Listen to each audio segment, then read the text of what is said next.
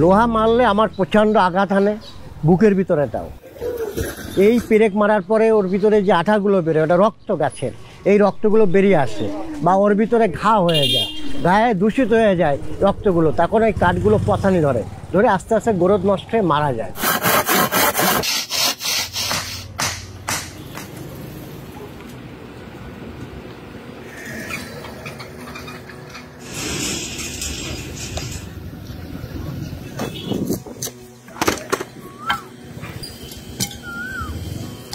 আমি যে যশোরে বসবাস করছি, চেকপোস্ট থেকে বেনাপোল বর্ডার পর্যন্ত আমার 82 কেজি লোহা হয়েছে। এত কষ্টের অভিযান, না সঠিকভাবে খাওয়া পেয়েছি, না আপনার পোশাক সঠিকভাবে ব্যবহার করতে পেরেছি, না গোসল হয়েছে, না একটু নিদ্রায় বিশ্রাম হয়েছে।